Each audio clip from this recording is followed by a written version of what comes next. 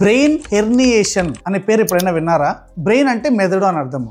Herniation అంటే ఒక దగ్గర నుంచి ఇంకొక దగ్గరికి చొచ్చుకుపోవడం అని అర్థము. ఇంగ్వైనల్ హెర్నియా అంటారు అనమాట. అంటే కింద పేగు జారింది అని అంటారు కదా, దాన్ని ఇంగ్వైనల్ హెర్నియా అంటారు. ఇప్పుడు ఇదే సేమ్ హెర్నియేషన్ అంటే ఒక దగ్గర నుంచి ఉన్న కాంటెంట్ ఇంకొక దగ్గరికి వెళ్ళిపోవడం అని అర్థము. దాన్ని హెర్నియేషన్ అంటారు. అది సేమ్ ఇట్లా బ్రెయిన్ హెర్నియేషన్ అంటే ఒక సైడ్ ఉన్న మెదడు పక్కకు జరగడం అని అర్థము.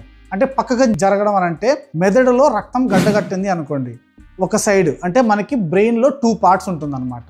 2 పార్ట్స్లో ఒక బ్రెయిన్కి పక్షవాతం వచ్చింది అంటే మెదడు రక్తం గడ్డగట్టి ఆ మెదడు అనేది కొంచెం లావ్ అవుతుంది అనమాట.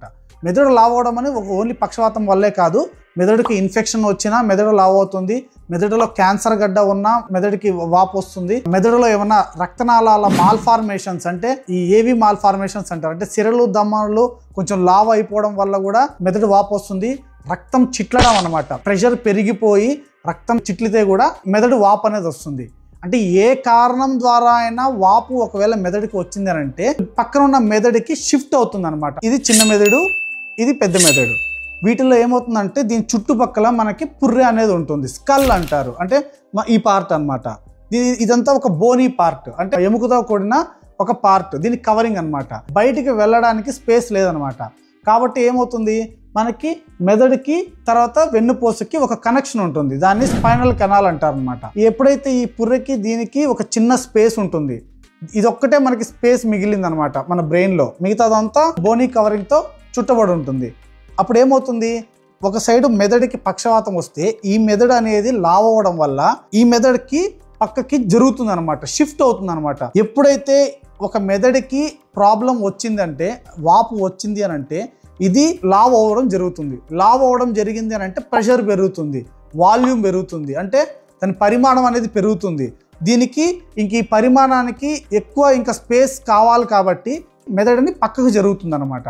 ఎప్పుడైతే పక్కకు మెదడు జరుగుతుందో అప్పుడు లోపల ఉన్న దీనికి ఉన్న స్పేస్ సరిపోదు కాబట్టి కిందకి జారడం అనేది జరుగుతుంది. మెదడు కిందకి జరిగింది కాబట్టి దాన్ని బ్రెయిన్ హెర్నియేషన్ అంటారు. ఎప్పుడైతే ఈ మెదడు బ్రెయిన్ హెర్నియేషన్ జరుగుతుందో కింద ఉన్న పార్ట్స్, కింద ఉన్న స్ట్రక్చర్స్ని అది ఇన్వాల్వ్ చేస్తుంది.